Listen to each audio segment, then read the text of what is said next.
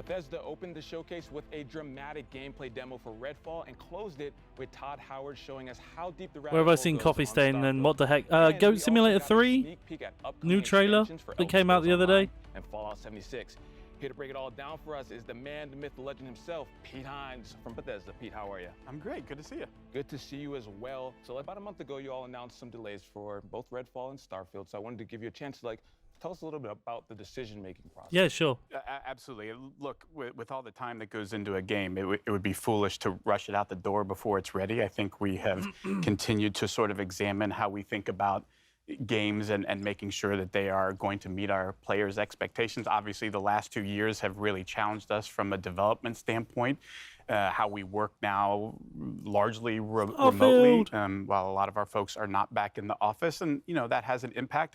I also think we've been thinking about things like release dates and when do we give those out and how do we make sure we give one out that we actually hit and don't have to change later. So it's not something we undertake lightly, but at the end of the day, I think what our fans expect, what Xbox fans, what Bethesda fans expect is a high quality game, and we want to do everything we can to give our teams the time to fully realize the games they're making. Yeah, and I think that's what it's all about, right? Like delivering an amazing experience for the players out there. And so, speaking of games, we're just going to jump into it. We're going to start with how the showcase started with Sounds good. Redfall. Now, before we even get into the game, Arcane's making the game, and I want you to talk a little bit about the pedigree of Arcane, just in case people don't know. Sure. These folks over there, they're doing their thing. Arcane Studios is known for really amazing, immersive sims. They do any number of things. If you play games of theirs, Dishonored 2, Prey, there's a lot of common threads you'll find in them. They create really amazing, believable worlds. I think that's a big part of their game is when you're in Dunwall or you're up on a space station in Prey, that it feels believable. There's a reason why things are the way they are. They're also a big believers in systems-based as opposed to scripted. So they really embrace player freedom and sort of giving players the tools to decide, you figure out how you want to complete this mission or get through this area. We're not going to tell you how. We're just going to give you tools. I want Fallout 3 and then remastered. Give you the freedom to go and do. Remake, but, there's whatever. Great characters and interesting story. They bring a lot of different elements and then really let the player create the experience they want. And that's what it's all about. Gamers have taken many games and made it their own. And I think the fact that Arcane is making the game with that in mind is super important. Now, how similar or dissimilar would you say this game, Redfall, is from the other Arcane games? Look, on the surface, it's a first-person shooter that you can play solo or with up to 4 players, and so immediately you might say, well, it's not a single-player game, so it must be wildly different. And don't get me wrong, there's absolutely ways in which it is different, but I think when folks play the game, and even when they see more of the game, I think they'll start to see all of those things about an Arcane game that they love and appreciate. Why it's won multiple Action Game of the Year awards for Dishonored 2, is their ability to bring all of those things together, really high level of polish, and let folks experience it. And so I think all of those things we talked about. If you want to play a game by yourself I'm looking and forward get a to great Redfall. Arcane story, you can absolutely do that in Redfall. But you can also do things that you haven't been able to do in an Arcane game, like experience it with friends and find out sort of how the whole can become greater than the sum of the parts, like playing it off of each character's abilities. You saw some of that in the demo that we showed. I think the more that people appreciate that, you almost are going to want to try and play Redfall a couple of different ways. You might want to play it by yourself a little bit, play it with others, and it's a game that allows you to do either or both of those things, however you see fit. I'm glad you talked about playing with friends, because I'm taking applications for friends to help me get through Redfall. This guy's cringe. Can I put my name on that list? I'm kind of a little... It'd be an honor. Pete. Keep me on that list. All right, we need to go explore Redfall together. I'm excited. I can't wait for that. And so let's talk a little bit more about the game. Now, between the trailer that we saw last year at the reveal, as well as this one that we just saw, I feel like Redfall reminded players of other co-op shooters, like Left 4 Dead, for example. What makes Redfall unique?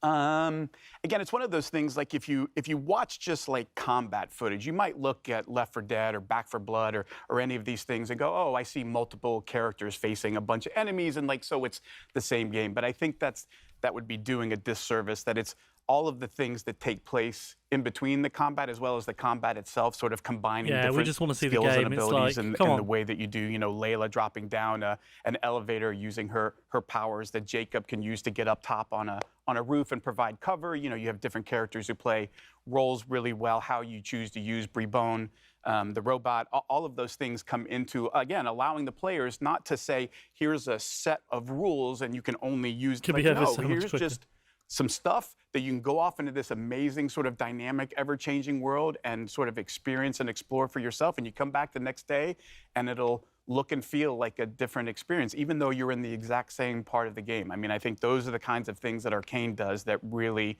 bring that sort of extra special element that makes their game so compelling. Yeah, compelling and fresh. So I'm excited for Redfall, and you said it here for everyone to see that we're going to be playing together. So I'm going to hold you to that. Absolutely. You got the proof. All right. Can't wait. Oh, awesome. So let's talk about Elder Scrolls Online. Now, I want to talk about the team philosophy because I hear that the team is actually banned from saying things like, now is the perfect time to play. My least favorite saying is there's never been a better time to play a game. Like, we all say that. Yes, games always get better. We know that. The thing that we love about where Elder Scrolls Online is going is their ability to continually refresh the experience for players, provide new experiences like going to High Isle, a place they've never been in an Elder Scrolls game. It does a lot of things like story and intrigue. There's a lot of politics in High Isle, different factions and the conflict that's going on there. And again, a way that you can jump in and play by yourself and experience it by yourself, even though it's an MMO. Yeah, but it's the real microtransactions. Special sauce of Elder Scrolls Online is our amazing ouch. community. They're so welcoming. They're so helpful. 350 if you need a ouch. little bit of help, if you need a lot of help, They're there for you to help explain, to make sure you have a fun experience. And honestly, like, that is such a huge part for an online game of creating an environment where anybody, no matter whether you just started playing or you've been playing for 8 years, can have a good experience no matter how you decide to engage with it. I love that you mentioned that. Community is as you mentioned, is such a huge part of any online game. And so for players who may not have played Elder Scrolls, who are, like you said, looking to jump in, to know that they have that community backing them, that's going to help them guide them in their journey is super exciting. So, but I want to talk about Fallout a little bit. Okay. Huge milestone recently, 25 years of Fallout. It can Come rent on. a car even. Come on, announce at it. this point, right? Announce We're it. talking about it. All right, so this has to mean something super special to the team. Absolutely. And look, we are as aware of anybody. Like, this franchise did not start with Bethesda. It's one that we took on along the way, and our intent is not just to pay homage to, like, Bethesda Fallout. Like, no, we mean all Fallout, because what this series has done, what it meant to us as players when we went and played those games, played the original Fallout, Fallout 2, and then what the franchise has become and sort of growing and finding an even, a new audience with Fallout 3, Fallout 4, Fallout New Vegas, Fallout 76 is something we really want to celebrate. And honestly, what's going on in Fallout 76 with the pit and your ability to continue to push Talks the about Fallout boundaries releases in an another online Skyrim game edition. of story and meaningful player choice, and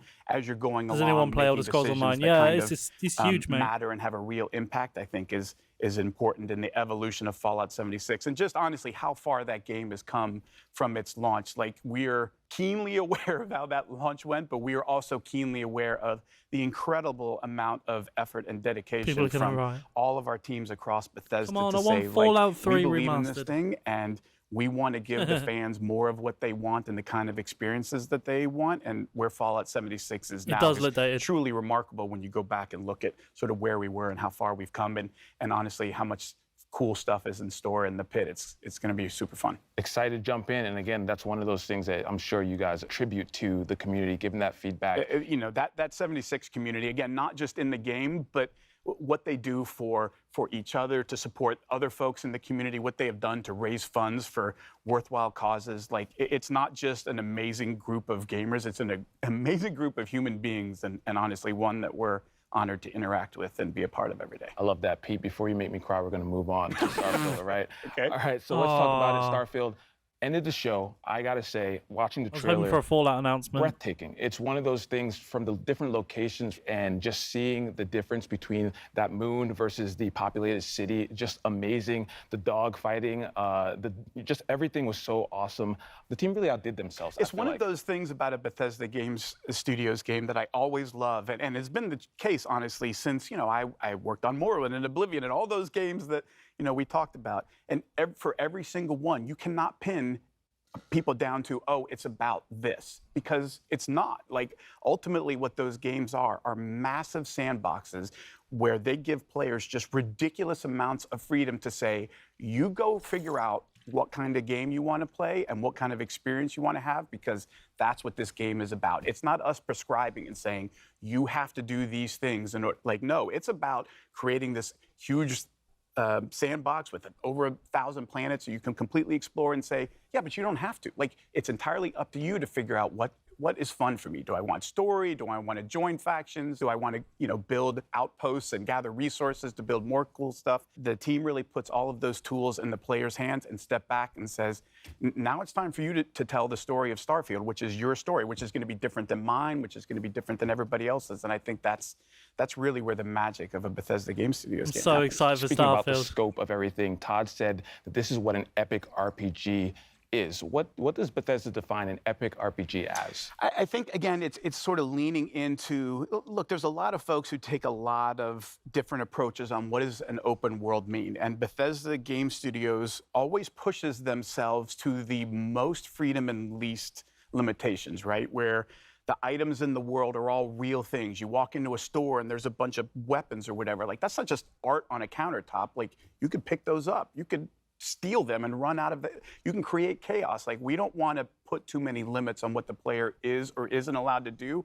We love it when players say, I wonder what happens if, and then they try it. And then they get to see, like, oh my Lord, chaos ensued and it was insanity. Everybody was shooting at me. And like, that's, I think, the beauty of Bethesda Game Studios and the number of ways that they push for you to explore that, right? It's not just one, it's, you could spend thousands of hours doing nothing but shipbuilding and like focus that as all you're about, and that's okay. But you could also be about exploring every planet and finding all of the good, and that's okay. Or you could just play the main story and be like, I want a kind of experience that I'm guided through so that I kind of get to see stuff, and I might stop here and there. Oh, there's a cool side quest that I got, but I want something that sort of leads me through, because I'm a little, it can be a little daunting to say you can go do whatever I want. Like, I don't know what I should do. So I'm so excited some for folks want a Starfield. little bit of a guided path or to understand where the fun is, and no approach is wrong. Like, for me, They announced that's they epic showed us because it loads at the says, last showcase. we aren't putting any limits on what you Just can like, or can't do. This is gonna We're be my gonna set favorite you game loose ever. and just sit I back know it. and watch the beauty that you create with your own stories and the way Fallout that in you space, solve problems or choose to basically. spend your time in this world we've created. I love that. And what you said about,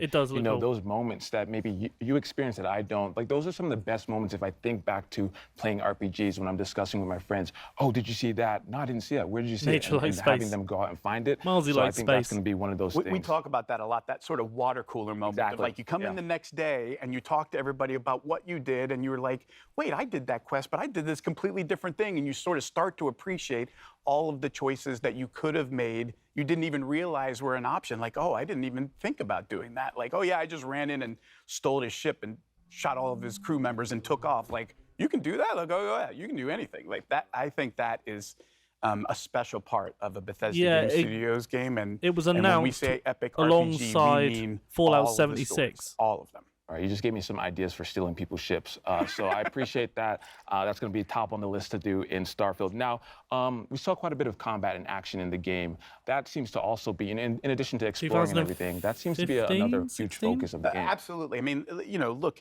if you look at a game like Skyrim, which, like, everybody's played Skyrim at this point, it can, a I love how combat he's is a big part everyone's of played that, Skyrim. unless you decide it's not. Like, if you're one of those folks that says, actually, I'm going to do the alchemy thing, and I just go off and pick flowers and make potions and, like, live another life in another world this way, then combat isn't part of it. But look, we know in an epic RPG, there's always bad people, shooting at you. Sometimes you got to return fire, and there's a lot of fun to be had there. And so, providing a lot of different skills that sort of determine how good you are in combat, combined with all the different weapons in the game, So and then ready you for layer in this. ship combat and all of these other things, it starts to sort of paint a picture of just how broad or how deep the rabbit hole goes. It's going to be so impressive. And you touched on it a little bit, and I want to talk about it because this was when I'm watching the video, the demo, what I saw, and it really caught my eye, is around the ship. It's not just getting in the ship and that's your ship. There's so much behind it. Can you talk about it a little bit? Yeah, like, every ship is customizable to the nth degree, and not just like cosmetically. I want my ship to look like this or look like that, though obviously that's totally a thing that you could do if all you care about is cosmetics. But it goes much deeper than that in terms of like what kind of shields you have, what kind of weapons you have, like what kind of ship looks so are good. you building, what do you want it to be good at, what trade-offs are you willing to make or not. And then the other part of it is, of course, well, you can't just, like, it's a spaceship. Those aren't cheap. So you have to figure out, like, how am I going to do this? Where do I get the resources to build this stuff? What kind of, skills do I need to level up to improve different parts of my ship beyond, what I could do without those skills? So there's a lot of, again, choices in terms of you get to decide that, how much you want to put into that or not. Do you just want to give somebody money for the parts that you want? Do you want to build it? All of those things are sort of part of the fun of deciding how much do you want to interact with this it and how do you want to interact with it. Absolutely. I mean, just as you mentioned, the scope, the level of player agency, something that I feel like is going to just make Starfield such a special experience. So between Redfall, ESO, Fallout 76, and Starfield, you all are just We got a few killing the games game. coming. Yeah, we got a few games coming out. It's going to be so great. Pete, thank you so much for stopping by. Thanks for having me. Of course, Pete. Now, coming up, we'll hear from our friends around the world, including Squanch Games, Obsidian Entertainment, Playground Games, and of course, Xbox fans like you. But first, let's hear from the creators of one of the world's most popular Battle Royale games.